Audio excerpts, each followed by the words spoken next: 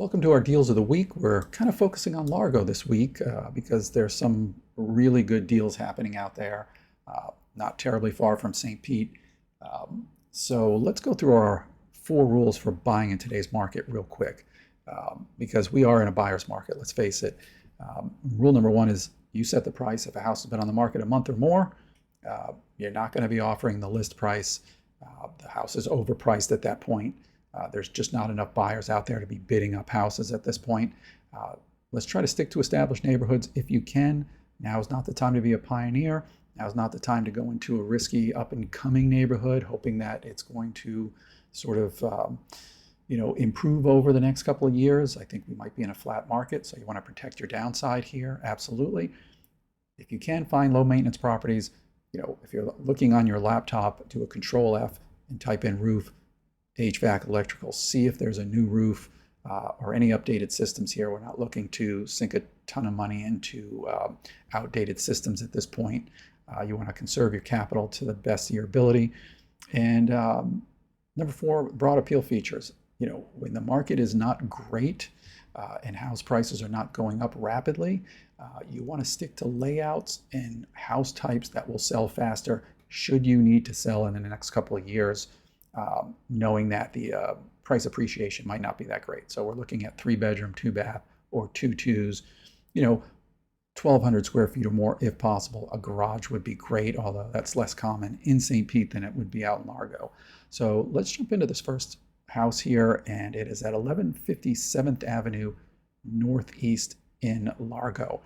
And one of the things that I like about it is it was built in 2017. So we know the systems are 7 years old at the most. That doesn't mean that there hasn't been some wear and tear or whatever. And of course, you're going to do an inspection on any house that you make an offer on. But we know it was going to be built to more modern standards.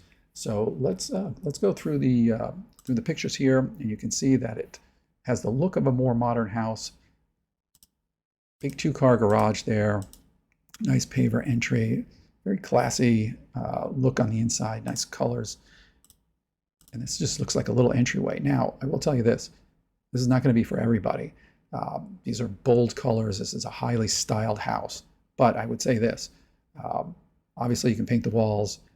This under part of the counter here, it matches the cabinets, could be painted as well.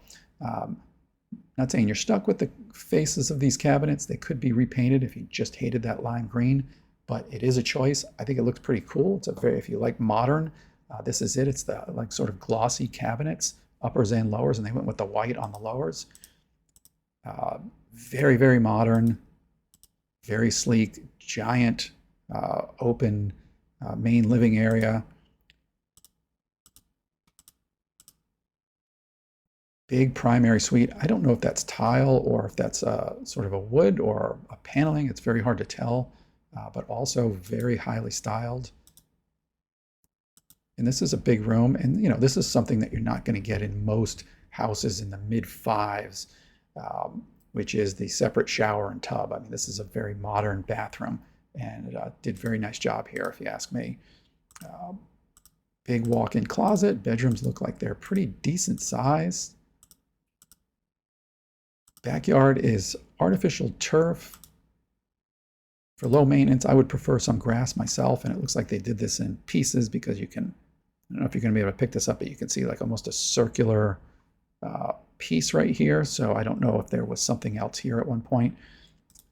And then they've got sort of a nice pagoda in the back here, give you a little bit of shade. And, you can tell a house, sometimes you can tell a house, they've obviously got kids, and this is a super clean garage for a family of, we would assume, probably 4 or more. And they even have a little sauna here, but I don't think that conveys. So let's take a look at the summary here. And before we do that, because this house was listed at $589 when it went on the market. So let's just look at the price action of this. Back in April, late spring selling season, they were at $589, which was $328 a square foot, which at the time, would have seemed like the right price. Now they're at 305 a square foot. As you can see, a lot of nice houses are inching close to that $300 a square foot, and even going below that. But they haven't had a price drop in 3 months, which is curious to me. So, rule number one: you set the price. This house has been on the market 131 days. Started at 589. Are they ready to negotiate? I hope so. They haven't had a price drop in 3 months. That's interesting to me. This is an established neighborhood in Largo, a very good location, no flood, 15 minutes to the beaches. We're going to assume a low maintenance situation here based on not just the pictures, but the fact that it was built in 2017. So hopefully no surprises. The AC would be 8 years old. You're going to get a few more years out of that and another decade or more out of the roof, one would hope. This house is going to have broad appeal, obviously. It's a modern layout with a giant, sort of great room, living room setup, and then a split plan with the bedrooms. Now, granted, it is very highly styled. Not for everybody. Some paint could take care of that, but whether you're into those lime green cabinets or not, that would be up to you. But you're still going to get the maximum buyer pool just based on the layout, square footage, and the newness of the house. The crime score comes in at 3 out of 10, so we're in a safe part of Largo there. It's priced higher than the average for all of Largo, but that's kind of misleading because there are lots of parts of Largo where older, smaller homes are going for much cheaper. So 305 a square foot I like, 295 I really like, which would put it at 531. I think that's where this house should be. Again, flood zone X, so we're not worried about flood insurance. And finally, newer construction, not super easy to find, certainly not under the $750 or even $1 million range, because land costs have gone up since 2017. Post-pandemic land costs have gone up dramatically. So builders are having to put 2,500 square foot houses on empty lots in order to get their money back. And that means you're going to be looking at $800,000 to $1 million. So newer construction in the mid fives or even lower fives, I think is a pretty good deal. Let me know what you think.